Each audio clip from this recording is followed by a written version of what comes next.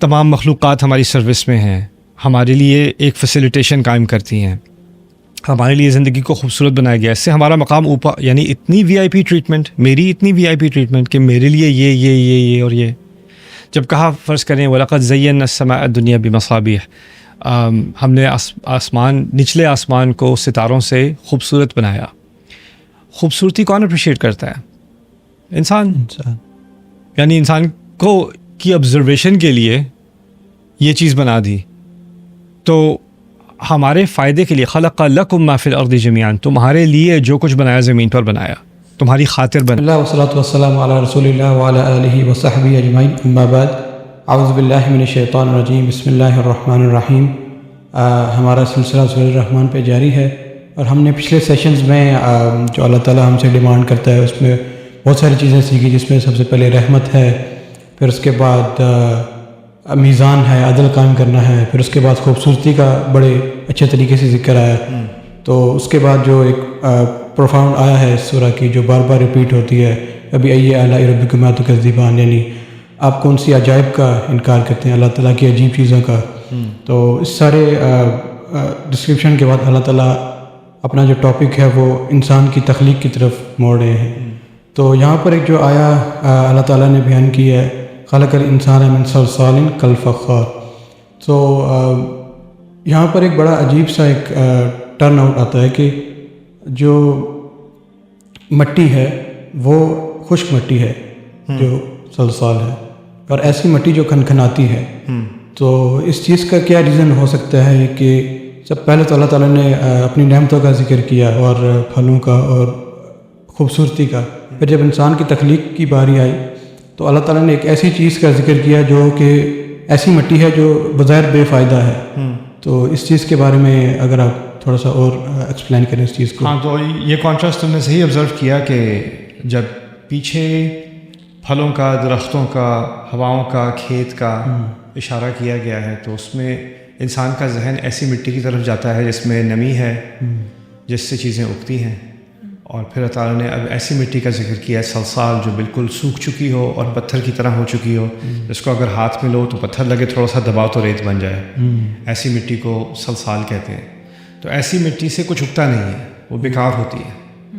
تو اللہ تعالیٰ نے دو، یعنی زرخیز مٹی سے ہٹ کے ایک بے فائدہ مٹی کی ذکر کر کے انسان کو اپنی اوقات یاد دلائیے. یہاں پر خلق الانسان من صلصال کالفخار. دوسری بات یہاں یہ ہے کہ اللہ تعالیٰ نے اوپر کہا تھا خلق الانسان، یعنی یہ مضمون ایک طرح سے نیا نہیں ہے. ایک مضمون کو اختصار کے ساتھ پہلے کہہ دیا تھا، اب اس کو کھولا جا رہا ہے. تو پہلے مضمون نعمتوں کا تھا، اور اب اسی پہلے سٹیٹمنٹ کی طرف ہمیں دوبارہ لے کے جایا جا رہا ہے. جو قرآن تمہیں سکھایا گیا ہے، وہ جس نے بنایا تھا اسی نے سکھایا ہے، اور اس نے کیسے بنایا تھا، اس طرح بنایا تھا، اور تمہاری اوقات جان کر تمہیں اس طرح سے سکھایا، اور یہاں تک کہ اتنی نچلی مخلوق سے تمہیں اتنی اونچائی تک لے کر آیا کہ تم قرآن کے مستحق بن سکو، تم قرآن کے ریسیپینٹ بن سکو. رائٹ؟ تو ایک طرح سے تو یہ ایک بڑا عجیب کانٹراسٹ ہے. انسان کو اتنی عزت بھی دی ہے علم القرآن کے ذریعے سے، الرحمن علم القرآن خلق الانسان علمہ البیان، اور دوسری طرف انسان کی خلقت میں ایک ذلت بھی ہے، ایک نیچاپن بھی ہے، تاکہ وہ ایک طرف سے تو اپنے مقام کو سمجھے کہ مجھے کتنی عزت دی گئی ہے، لیکن اپنی حیثیت کو اس وقت بیک وقت جانے. دو ایکسٹریمز ہوتے ہیں سائیکالوجی میں.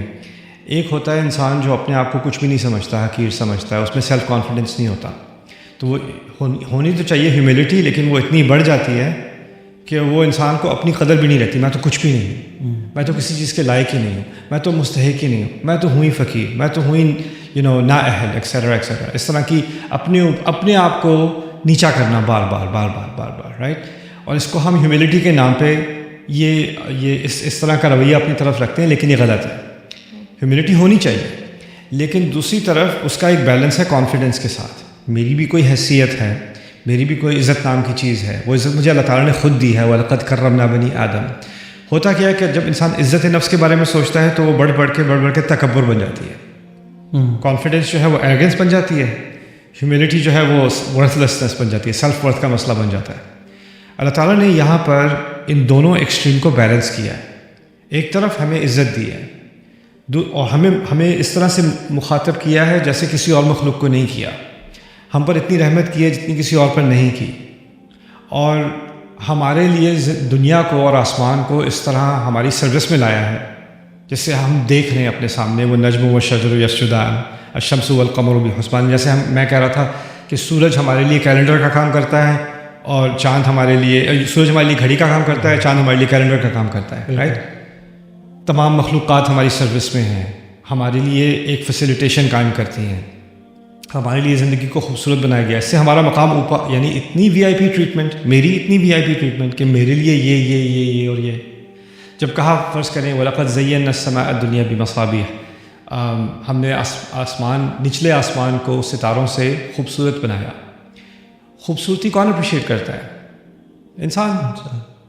یعنی انسان کو کی آبزرویشن کے لیے یہ چیز بنا دی, تو ہمارے فائدے کے لیے خلق لکم ما فی الارض جمیعا, تمہارے لیے جو کچھ بنایا زمین پر بنایا, تمہاری خاطر بنایا.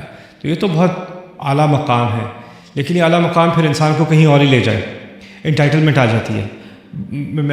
اگر آپ بچوں سے انٹریکٹ کرتے ہیں, جتنا بچے کو دو گے نا اتنا وہ بگڑتا چلا جائے گا. بچے کو ایک کھلونا دو, خوش ہوگا. دوسرا دو, ٹھیک رہے گا. کھلونے کی دکان پہ لے کے جاؤ, پاگل ہو جائے گا. میں سائیکولوجیکل ایکسپیریمنٹس اپنے بچوں کے ساتھ کرتا رہتا ہوں. یعنی اس کو اگر آپ اس کو نہ ملے اور پھر آپ کو اس کو تھوڑا سا بھی دے دو تو بہت خوش ہے. اگر دے دو, زیادہ دے دو اور دیتے جاؤ تو ایک چیز اس کی نظر صرف اس پر رہتی ہے جو اس کے ہاتھ میں نہیں ہے, اور جو اس کا فیوریٹ ٹوائے بھی ہوگا نا اس کے ہاتھ میں ہوگا, اس کو ایسے پھینک کے اس کی طرف جائے گا, پھر اس کی طرف جائے گا, اس کو بھی 2 منٹ ہاتھ میں رکھے گا اور کہے گا اور کیا ہے, اور کیا ہے, اور کیا ہے. اب انسانوں کے ساتھ کیا ہو گیا ہے کہ اگر نعمتیں ہر طرف ہیں تو ہماری اندر ایک ٹینڈنسی ہے کہ ہم کیونکہ اتنی ساری نعمتیں ہیں تو کسی ایک نعمت کو اپریشیٹ کرنا ہمارے لیے مشکل ہو جاتا ہے. ہم اسے, اور پھر ایک انٹائٹلمنٹ آ جاتی ہے, اور کیا ہے, اور کیا ہے, رائٹ. کسی کے پاس صاف پانی پینے کو نہیں ہے, وہ کتنا شکر گزار ہوگا کہ اس کو ایک گلاس مل جائے پانی کا. اور کوئی ریسٹورینٹ میں بیٹھا ہے, اس کو پانی لا کے دیا اور کہا میں نے کہا تھا ٹھنڈا پانی یہ کیوں لے کے آئے, رائٹ. تو ایک ہماری ذہنیت جو ہے وہ بگڑ جاتی ہے. تو کل خلق الانسان من صلصال کالفخار سے ہمیں یعنی ایک ہیوملٹی مینٹین رکھنی پڑے گی عزت کے ساتھ. دونوں چیزیں ساتھ ساتھ چلنی پڑیں گی, اور ان دونوں کو مینٹین کرنا بہت ضروری ہے. کیونکہ اگر آپ بہت ہی زیادہ ہمبل ہو گئے اور میری کوئی حیثیت ہی نہیں ہے. دیکھیں, آپ کو حیثیت اس لیے دی گئی ہے, اتنی عزت اس لیے دی گئی ہے. کسے عزت دی جاتی ہے؟ پریزیڈنٹ کو دی جاتی ہے, پرائم منسٹر کو دی جاتی ہے, کسی جنرل کو دی جاتی ہے, کسی CEO کو دی جاتی ہے, کسی یونیورسٹی کے ڈین کو دی جاتی ہے عزت, کسی کا مقام ہوتا ہے, کسی ہیڈ آف ہاسپٹل کو دی جاتی ہے عزت. کیوں دی جاتی ہے؟ کیونکہ اس کی ذمہ داری زیادہ ہے.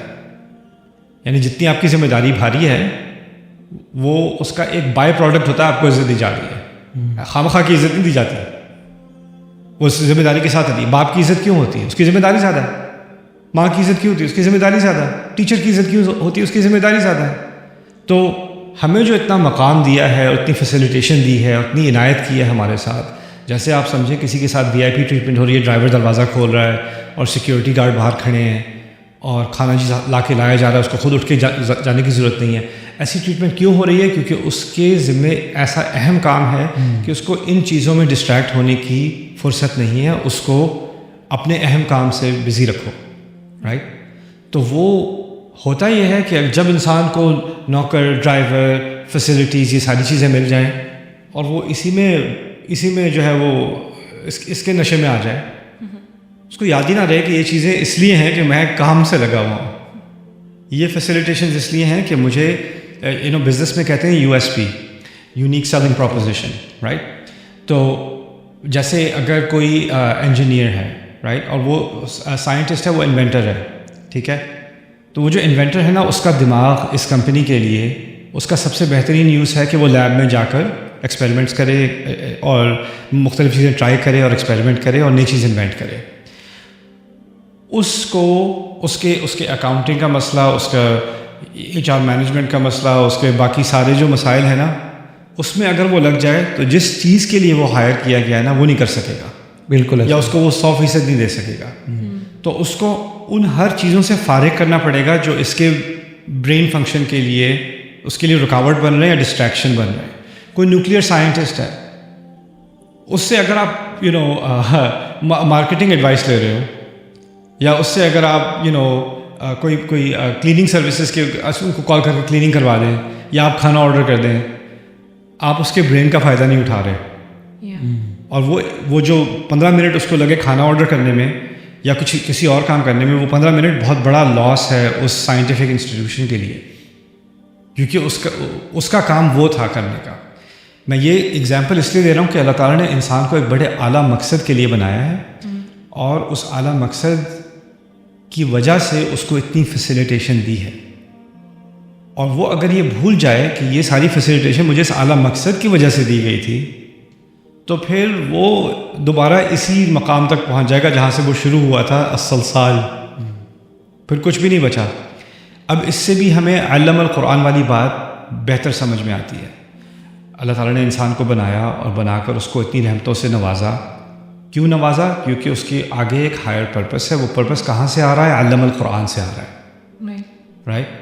تو وہ اس پرپس کی وجہ سے ساری فیسیلیٹیشنز ہیں ایکچولی, کہ وہ اپنے رب کو جانے, اور اس زمین میں اس کی جو ذمہ داری ہے دوسری مخلوق کی طرف اپنے اوپر اور اپنے رب کے ساتھ ان کو پورا کرے, رائٹ. استاد, مجھے لگتا ہے کہ اگر اس میں انسان کی ایز اے بینیفیشری کے ساتھ ساتھ اس چیز کی طرف بھی اشارہ ہے, یا اللہ تعالیٰ اپنی اس آرگیومنٹ کو اور اسٹرینتھن کر رہے ہیں اور مضبوط کر رہے ہیں, کہ جہاں اللہ تعالیٰ اتنی ساری نعمتیں بنا سکتا ہے, وہاں انہوں نے کیا کیا ہے کہ دو مختلف جو سوئلز ہیں, یعنی مٹی, ایک وہ مٹی جس سے اس سے پہلے جن نعمتوں کا ذکر ہوا تھا تو ان سے وہ بنا رہا تھا, اسی طرح دوسری مٹی ہے جس سے میں انسان کو بھی بنا سکتا ہوں. یعنی وہ مٹی فرٹائل نہیں ہے, کیونکہ سلسال وہ ہوتا ہے جو ڈرائی ہوتی ہے, فرٹائل نہیں ہوتا. تو شاید اس میں انسان کی ایز اے بینیفیشری کے ساتھ ساتھ اللہ تعالیٰ اپنی اس تخلیق, یعنی جو عجائب وہ کام کر سکتے ہیں, اس آرگیومنٹ کو بھی اسٹرانگ کر رہا ہے. بالکل بالکل. رائٹ. دوسری بات یہ بھی ہے کہ اس سے اللہ تعالیٰ نے جس چیز سے ہم بنائے جاتے ہیں نا, اس کی کوالٹیز ہمارے اندر آ جاتی ہیں, اور جس طریقے سے ہم بنائے گئے ہیں اس طریقے کار میں بھی اس کے ایلیمنٹس بھی ہمارے اندر آ جاتے ہیں. ہمیں اگر ایسی چیز سے بنایا گیا ہے جس کا بظاہر کوئی فائدہ نظر نہیں آتا, لیکن ہم بہت فائدہ مند مخلوق ہیں اور بہت اعلیٰ درجے کی مخلوق ہیں. یہ ایک کریٹیو پروسیس ہے, اور یہ اللہ تعالیٰ نے جس طریقے سے ہمیں بنایا ہے, یہ اس سے ایک بہت ان امیجنیبل قسم کی تھنکنگ چاہیے کہ یعنی انسان اس کو دیکھے اور دیکھے اس میں کیا ہوگا. اب انسان کے اندر یہی صلاحیت ودیت کر دی گئی ہے. وہ کیا ہے کہ انسان کو اگر یہ ایسی کھنکھناتی مٹی نظر آئے, کسی اور مخلوق کو اس میں کوئی فائدہ نظر نہیں آئے گا, وہ گزر جائے گی, اور وہ اس کو دیکھ کے اس سے مٹکا بنا لے گا. وہ اس کو دیکھ کے اس کو کسی کام کنسٹرکشن میں یوز کر لے گا. ہمارے اندر ایک ایسی کریٹیو تھنکنگ ہے, ہمارے سامنے کوئی ایسی چیز ہو جس کو کسی اور کو فائدہ نظر نہ آئے, پتھر ہو, ہمیں پتہ ہے پتھر کے اندر ہیرا ہے, ہمیں پتہ ہے اس کا کوئی اور یوسیج ہو سکتا ہے, اس کو یوٹیلائز کیا جا سکتا ہے. تو ہماری مخلوق کے اندر ہی جس طرح ہمیں بنایا ایسی کھنکھناتی مٹی سے, کل فخار مٹکے کی طرح, رائٹ. تو وہ جو پروسیس ہے نا, ایک جس میں ایک ایسی بظاہر بے فائدہ چیز کو اتنا فائدہ مند بنا دیا, وہی پروسیس ہم یوز کرتے ہیں اس دنیا میں. انوینشن کرتے ہیں, ریسورسز یوز کرتے ہیں, ڈسکوریز کرتے ہیں, ڈگنگ کرتے ہیں, ایکسپلوریشن کرتے ہیں, اور پھر ہم اس طرح کے یوسیج نکالتے ہیں. میڈیسن کی فیلڈ میں کوئی پودا ہے جس کو آپ کھا نہیں سکتے, کڑوا ہے, لیکن اس سے آپ جو ہے وہ اسکن ٹریٹمنٹ ہیل کر رہے ہو, اسکن ٹریٹمنٹس کر رہے ہو, یا اس سے آپ کوئی کیٹریک ایشو کا مسئلہ اس سے حل ہو رہا ہے. یعنی ایک طرف سے تو وہ زہریلی چیز ہے, اور دوسری طرف سے اس کا اتنا زبردست فائدہ کہ انسان امیجن نہیں کر سکتا, رائٹ. یہ اور بلکہ انسان ہی نے امیجن کیا, میں کہوں, کیونکہ اللہ تعالیٰ نے اس کی خلقت میں فطرت اللہ التی فطر الناس علیہا, اللہ کی فطرت, اللہ کی جو کہ جس پہ اللہ تعالیٰ نے انسان کو جو ہے وہ مولڈ کیا, تراشا. تو اللہ کی فطرت کیا ہے؟ یہ کریٹیو پروسیس. تو وہی فطرت اللہ تعالیٰ نے انسان کے اندر ڈال دی. انسان کے اندر بھی اب ہے کریٹیو پروسیس. وخلق الجان من مارج من نار, اور وخلق الانسان من صلصال کالفخار. پھر فخار سے ایک اور بات بھی سامنے آتی ہے کہ اصل میں جو مٹکا ہوتا ہے وہ خالی ہوتا ہے, اور اس کی آواز جتنا خالی ہو اس کی آواز اتنی زیادہ ہوتی ہے, کھنکھناتی ہے. کھنکھناتی ہے. انسان بھی ایسی عجیب مخلوق ہے، جتنا وہ کم علم ہوگا یا کم مقصد کا ہوگا اتنا ہی وہ اس کی آواز اونچی ہوگی.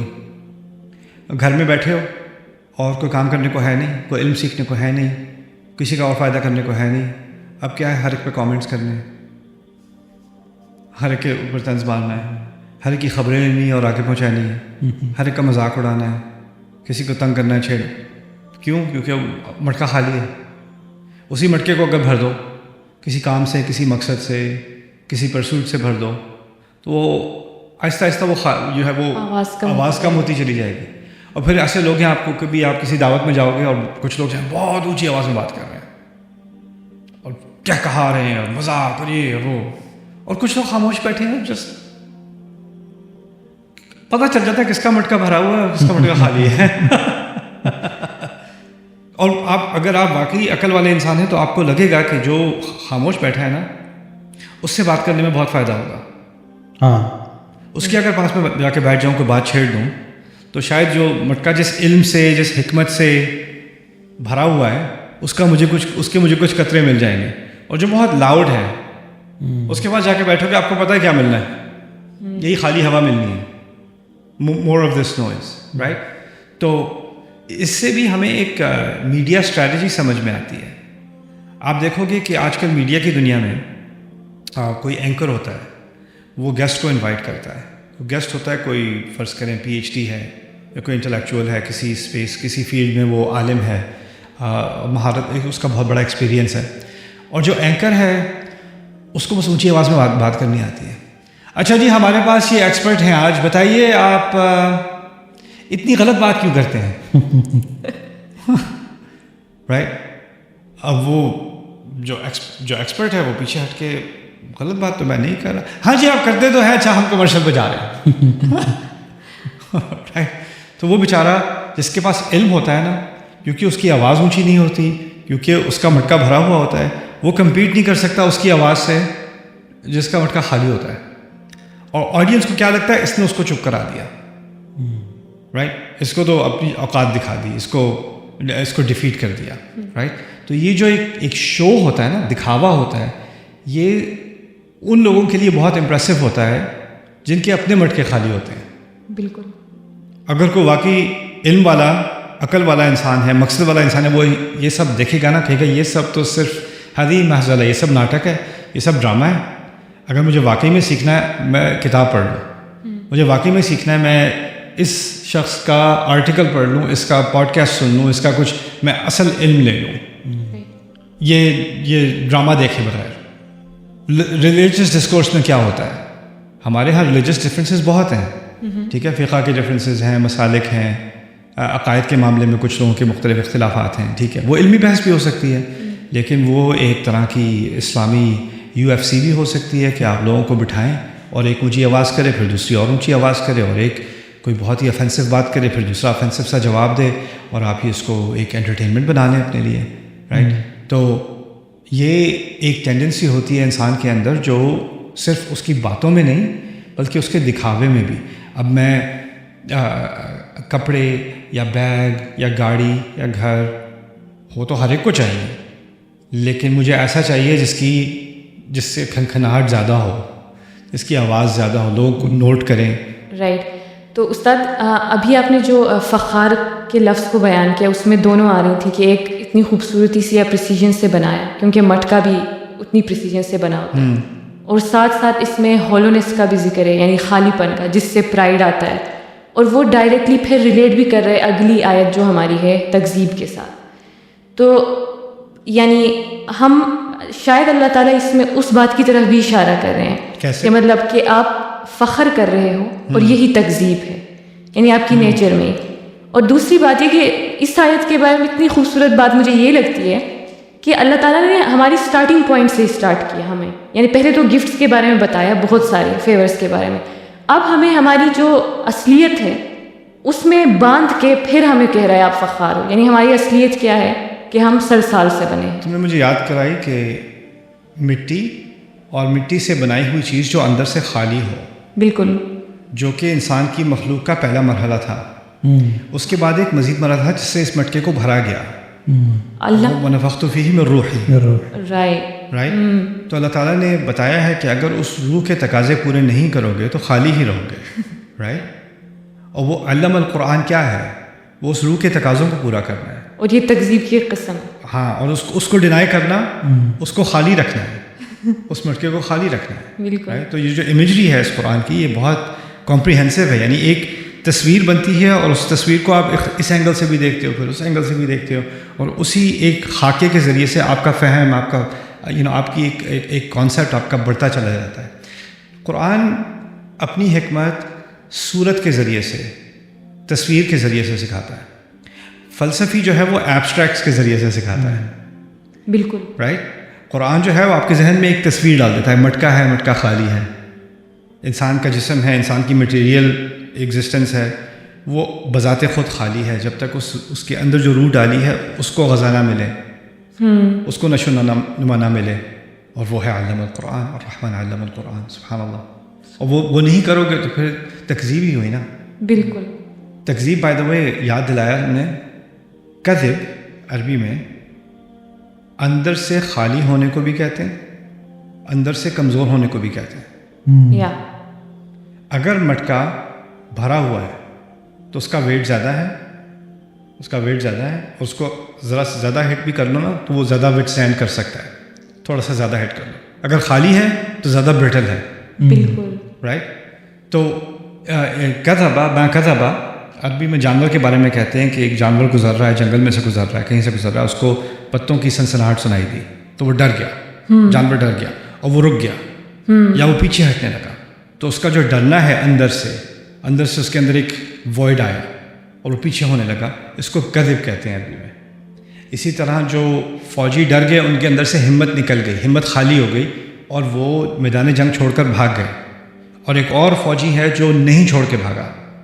ہؤلاء کذبوا وہؤلاء ما کذبوا، ما کذبوا وما جبنوا، اس طرح کہتے ہیں. وہ فوجی قوم جو ہے نہ انہوں نے کذب کیا، یعنی انہوں نے بزدلی نہیں دکھائی. بزدلی وہ کیا مقصد ہے کہ ان کے اندر سے جو بہادری ہے اور جو شجاعت ہے وہ نہیں گئی، خالی نہیں ہوئی. بالکل. رائٹ. تو جس طرح فخار کے اندر، سلسال کے الفخار کے اندر ایک خالی پن کی امیجری ہے، اسی طرح تکذیب کے اندر بھی ایک خالی پن کی امیجری ہے. اصل میں تکذیب کیا ہے؟ قرآن ایسا کلام نازل کر رہا ہے، اللہ تعالیٰ ایسا کلام نازل کر رہا ہے جو میرے اندر جو حقیقت ہے اس سے وہ ٹیلی کرتی ہے، اس سے وہ اگری کرتی ہے. رائٹ. سنوریہم آیاتنا فی الآفاق وفی انفسہم حتی یتبین لہم انہ الحق. ہم دکھا دیں گے آیات ان کے اندر بھی، آسمان میں بھی، تاکہ ان پر واضح ہو جائے کہ یہ حق ہے. اسی طرح عیسائی جب آ کر قرآن سنتے ہیں رسول صلی اللہ علیہ وسلم کی سیرت میں، مما عرفوا من الحق، انہوں نے وہ بات سنی جس کو وہ پہلے ہی حق کی طرح جانتے تھے. انا کنا من قبلہ مسلمین، ہم تو اس سے پہلے ہی مسلمان تھے، وہ اپنے آپ سے کہتے ہیں. یعنی ان کے اندر پہلے یہی حقیقت تھی. اب جب انسان کے اندر وہ حقیقت ہے اور وہ اس کو ڈینائی کر رہا ہے، اصل میں قرآن کو ڈینائی کرنا اپنے اندر کی حقیقت کو ڈینائی کرنا ہے. بالکل. اور قرآن کہہ رہا ہے تمہارے اندر کچھ ہے، اور وہ کہے نہیں میرے اندر کچھ نہیں ہے، خالی ہے اندر، کچھ بھی نہیں ہے. تو یہی اصل میں تکذیب ہے. بالکل. یعنی ایک انسان ڈٹ جائے، اکڑ جائے کہ نہیں میرے اندر اس بات کی تصدیق نہیں ہے، میں اندر سے خالی ہوں، اس معاملے میں میں اندر سے خالی ہوں. یہی ہے تکذیب.